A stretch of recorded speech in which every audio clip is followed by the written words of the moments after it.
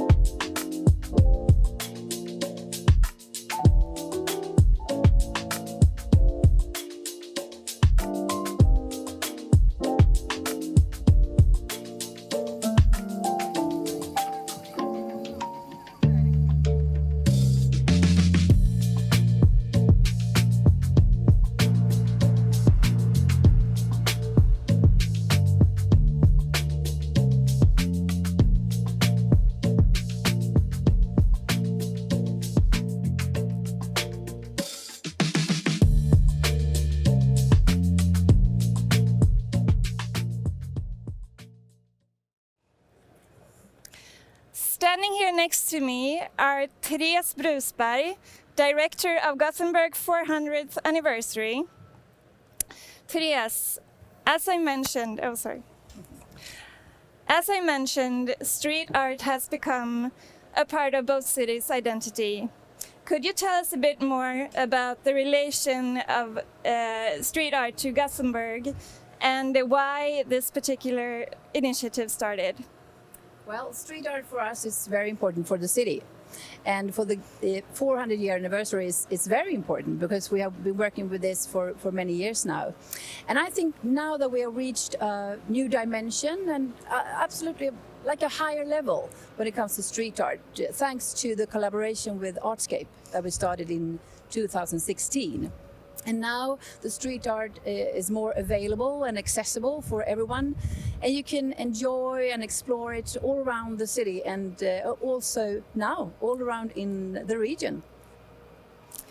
Thank you very much. Thank you. We also have Ulrik Nilsson, first vice chairman of the City Council of Borås. Ulrik, you represent the city of Borås, which in 2014 initiated the No Limit Street Art Festival. Street art has since become an obvious part of the cityscape.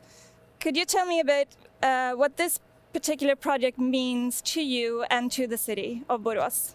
Well, first of all, an airport is an iconic meeting point where people can meet, see each other. It's also a possibility for us to invite all to take part of the street art in Borås and in Gothenburg, to embrace the feeling of art. Because when you have art in society, you tend to release ideas, thoughts, creativity. And it's actually that builds the strong society, that brings the good city when people can elaborate their ideas and take them into account. So this painting for us actually means welcome to Borås, but most of all, welcome with all your idea how to develop a better society. That's what we are striving for, Borås and Gothenburg together. Thank you very much, Ulrik. Next we have Anna Strömvall, who's the airport director of Göteborg Landvetter Airport. Anna, as director of the airport, where this symbolic celebration takes place and which is also the location of these murals, what significance and value do you believe this project has for the airport, Landvetter? Of course, we're very grateful and happy that the two celebrating cities chose us as one of their art scenes. And this is not the first time, and hopefully not the last one, where we have where we cooperate with artists and in interesting and exciting art projects in order to have a welcoming and inspiring atmosphere. Because we want to be an airport that you're longing for to visit, and in order to create a creativity and welcoming experience, then of course art together with architecture and design and shape is a really important key issue.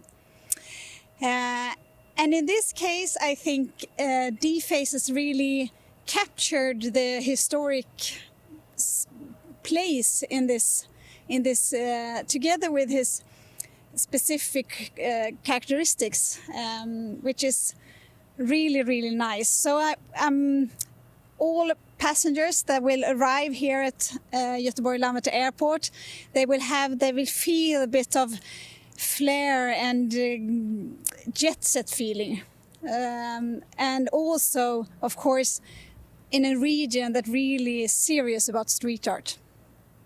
Thank you very much.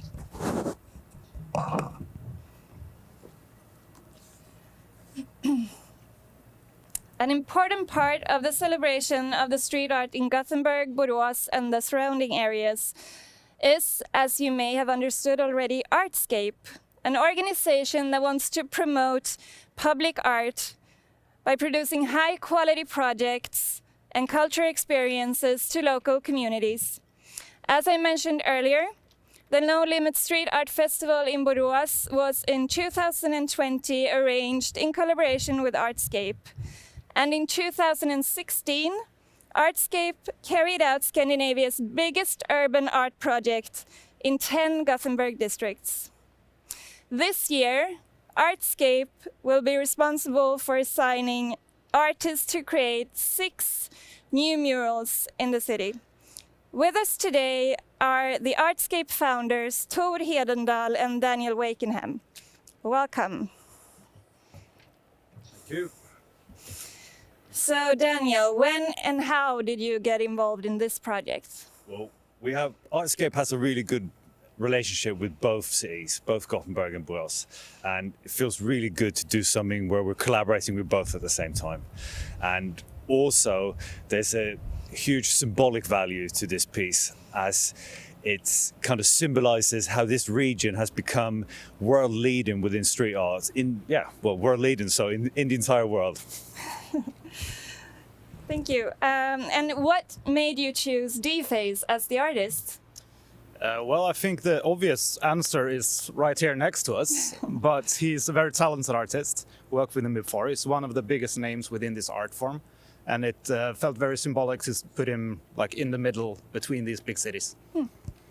Thank you so much. Thank you.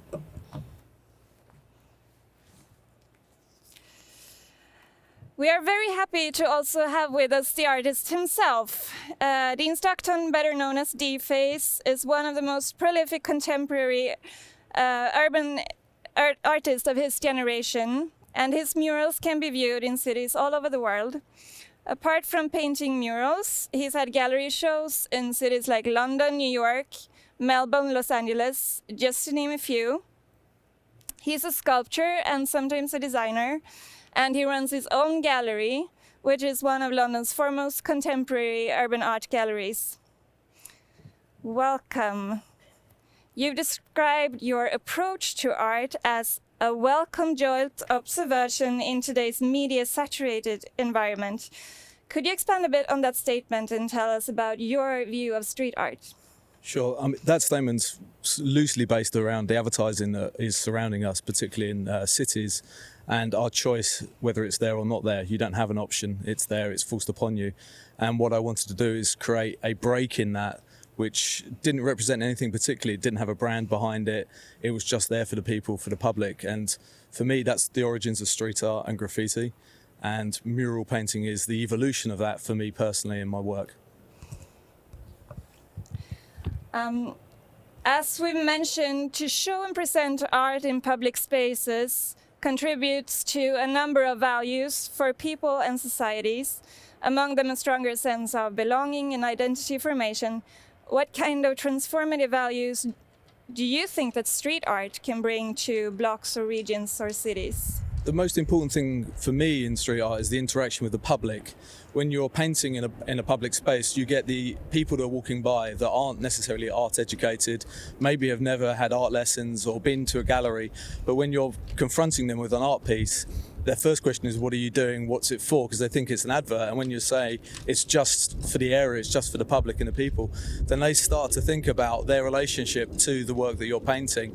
And hopefully that influences some people to go on and look into art further, you know. And for me, that's the most important thing. It actually helps the area, can pick the area up. And it makes people believe and see that you're doing something for the community. So for me, it's fundamentally one of the most important aspects of street art and painting murals in the public domain. Your imagery is explicitly influenced by big artists such as Roy Lichtenstein, Andy Warhol, and Kaws. Could you tell us a bit more about your biggest influences and sources of inspiration? I was always influenced by skateboard graphics from way back in the 80s when I was a wee kid, and I was reading Thrasher magazine. Artists like Jim Phillips, Vernon Courtholt Johnson were really my mainstay. I didn't realise who they were at the time. I was just seeing these amazing graphics that were based upon comic book art, you know, strong black outlines, punchy colours, screen printed graphics, and with a subversive twist. And that to me, as this kid growing up in London, was the most exciting thing. And it wasn't until later on that my mum started taking me to galleries, and she was showing me the great masters, which I obviously loved, but I felt no connection to them because they weren't present within the work. And I started seeing pop art, and I was like, oh, I get this. This is speaking to me. They're referencing imagery and the culture that I'm a part of. And that combined with graffiti, which I was seeing on my travels around London, was like a cataclysmic explosion of inspiration. So that's always been the foundations of what I try and call upon in my work, but also relaying an image in the simplest possible way that is punchy and can stand out from everything else around us. Great. And what made you start painting murals? You've been kind of touching on it, but... I started with graffiti as a kid. I was never very good at graffiti. I sort of evolved that into what became called street art, but at the time had no real name. It was an evolution of graffiti. We used the sort of vernacular of graffiti, the same premise, which is to get your name and your imagery out into the public domain, but using stickers and posters at that time. And for me, it was just trying to expand and get bigger and bigger and bigger. So it went from the humble sticker to a bigger sticker, from a sticker to a big poster, from a poster to a billboard, from a billboard, oh, maybe I can paint a wall. And it was really just, it's all a selfish act. So it's ultimately a selfish act and somewhat based upon ego of like, can I paint something bigger? How big can I go? Good ego, though. How did you approach this particular commission? Well, this is a really interesting place to start with. It's an airport. Airports are really interesting in the fact that people converge there, they depart from, they arrive, there's an excitement, there's a sadness. And within an airport, there's so much going on that's really interesting. So with this particular mural, I wanted to portray some of that. I always like to have a story, a backstory, an underlying story behind the murals, but I don't ever really want to describe those or prescribe them to people. I prefer the viewer to interpret those themselves. So here you can see a pilot, you can see there's some sort of romance going on potentially. Are they parting? Are they meeting? It's trying to speak of what happens at airports. Okay. The title of the work is Embrace for Landing, which is kind of a wordplay. Could you share your thoughts behind that? There was lots of titles that were going around, and we were trying to think of something that was questionable and positive at the same time as descriptive of the mural. So Embrace for Landing felt kind of appropriate, and it also connected to my other mural that I painted in Malmo, which is Last Embrace Before Departure. So there was like a connection, albeit they're not connected visually. Okay. So art, as we know, inspires art. Standing here at Landvetter, are there any other buildings or walls that you would like to put some paint on? There's always more. It's never enough. I've seen some aeroplanes I'd love to paint, and there's a big runway out there that would be awesome to paint. But yeah, there's the bigger, the more publicly visible, the better for me. That's really what it's about, is public interaction. Thank you very much. Thank you.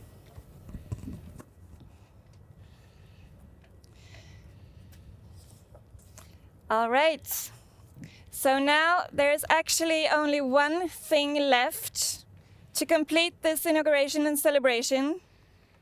I once again welcome Therese Brusberg, Ulrik Nilsson and Anna Strömvall to perform the final symbolic act.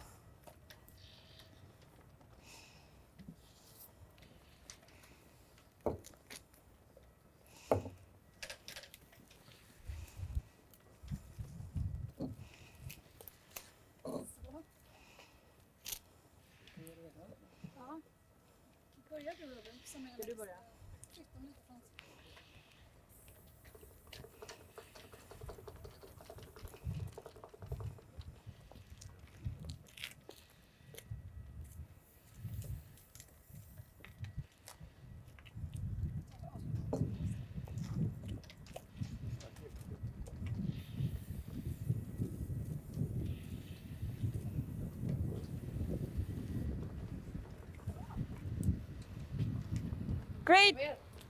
Thank you so much. Applause. And thank you, D-Face, for creating this wonderful mural and the one over there. Thank you so much, everybody, for listening and participating.